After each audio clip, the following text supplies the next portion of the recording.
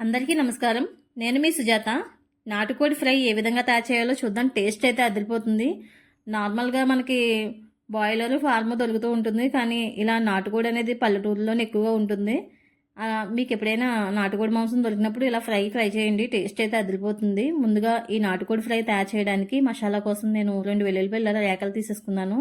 1 spoon ధనియాలు, 1 spoon జీలకర్ర, అల్లం 1 ఇంచు ముక్క ఇలా చిన్న ముక్కల కింద కట్ చేసుకోవాలి. పసుపు అయితే 1 ఇంచు ఇలా చిన్న చిన్న ముక్కల పసుపు కొమ్ము. ఇది చూసారా, ముట్టుకుంటుంటేనే పసుపు అంటుకుపోతుంది. ఇలా పసుపు కొమ్ము వేస్తున్నాను నేను. పసుపు బదులుగా పసుపు కొమ్ము వేసేస్తున్నాను.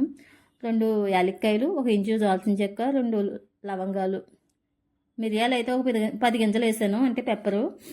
ఇప్పుడు దీని అంతటినీ కూడా చిన్న మిక్సీ జార్లో వేసి కొద్దిగా వాటర్ వేసి మెత్తగా పేస్ట్ చేస్తాను. ఇప్పుడు మనం ఆల్రెడీ తెచ్చుకున్న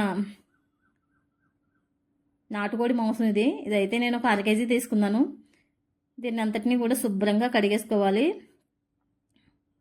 1 నుంచి 2 సార్లు శుభ్రంగా కడిగేసిన తర్వాత ఇప్పుడు స్టవ్ మీద కడాయి పెట్టి 4 నుంచి 5 స్పూన్లు ఆయిల్ వేస్తున్నాను. ఆయిల్ అనేది కొంచెం ఎక్కువ పడుతుంది. నేనంటే మామూలుగా కుక్కర్లో పెట్టుకుని విజిల్స్ వేయించుకునే వాళ్ళకైతే ఎంత ఆయిల్ పట్టదు. నేనైతే మొత్తం చికెన్ అంతా కూడా ఈ ఆయిల్లో వేసి బాగా మగ్గనిస్తాను. మనకి బాగా మెత్తగా సాఫ్ట్గా రావాలంటే మ్యాక్సిమము ఈ నాటుకోడి అనేసరికి హాట్గా ఉంటుంది మాంసం అనేది. దీన్ని కుక్కర్లో 4 నుంచి 5 విజిల్స్ వేయించుకోండి. నేనైతే మామూలుగా డైరెక్ట్గా వండేస్తున్నాను. నేను మంట అనేది మీడియం ఫ్లేమ్ మీద పెట్టి ఇలా బాగా మగ్గనిస్తున్నాను. చూసారా, మూత పెట్టడం వల్ల మొత్తం చికెన్లో ఉన్న వాటర్ అంతా కూడా బయటకు వచ్చేస్తుంది. ఈ వాటర్లోనే ఈ చికెన్ అంతా కూడా బాగా మగ్గాలి. అప్పుడు మనం పెద్ద మంట పెట్టామంటే అది గట్టిగా అయిపోతుంది, చికెన్ అనేది ఉడకదు. అదే బాగా మీడియం ఫ్లేమ్ మీద పెట్టుకుని సన్న మంట మీద ఇలా మనం బాగా వాటర్ అంతా ఇంకిపోయే వరకు బాగా వేడి చేయాలి. ఇలాగా బాగా వేపాలి. ఇలా వేపిన తర్వాత చూసారా, మొత్తం వాటర్ అంతా కూడా అబ్జర్వ్ అయిపోయింది.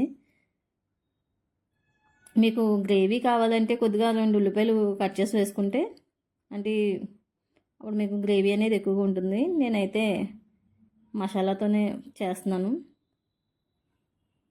నేను 4 నుంచి 5 పచ్చిమిర్చి మనం ఆల్రెడీ గ్రైండ్ చేసుకుని ఈ మసాలా ఉంది కదా, ఈ మసాలా అంతటిని కూడా వేస్తాను. పసుపు కొమ్ము వేయడం వల్ల మసాలా చూసారా ఎంత పసుపుగా ఉందో. ఇలా న్యాచురల్గా వచ్చిన పసుపు అయితే హెల్త్కి చాలా మంచిది కదా. ఇలా మొత్తం అంతా కూడా ఒకసారి ఈ మసాలా అంతటిని కూడా చికెన్లో వేసి బాగా మొత్తం ముక్కలన్నిటికీ పట్టేలాగా కలిపేసి మూత పెట్టండి. సన్న మంట మీద వండుకుంటే మనకి చికెన్ అనేది బాగా సాఫ్ట్గా ఉడుకుతుంది.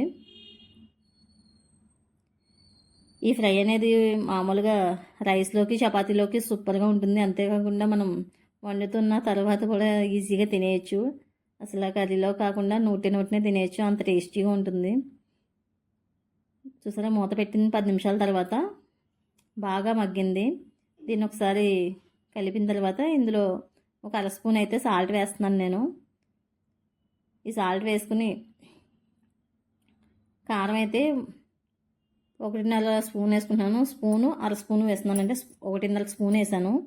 కారం అనేది కూర కారం ఇది నేను ఇంట్లో తయారు చేసుకున్నాను. లింక్ కావాలంటే మీకు డిస్క్రిప్షన్లో ఇస్తాను, చూడండి. ఇప్పుడు మొత్తం అంతా కూడా ఫ్రై చేసేయాలి మూత పెట్టి. మొత్తం అంతా బాగా వేగిన తర్వాత అసలు ఎంత బాగా కుక్ అయిందో. దీనిలో కొద్దిగా కొత్తిమీర వేసేసుకుని మూత పెట్టేసుకుంటే మీకు సూపర్గా ఉంటుంది. ఈ విధంగా ఒకసారి ట్రై చేసి చూడండి. నెక్స్ట్ మీకు ఏ రెసిపీ కావాలో కామెంట్ చేయండి. ఈ వీడియో కనుక మీకు నచ్చినట్టయితే లైక్ చేయండి. సుజాత కుక్ ఫైల్ నా ఛానల్ని సబ్స్క్రైబ్ చేయండి.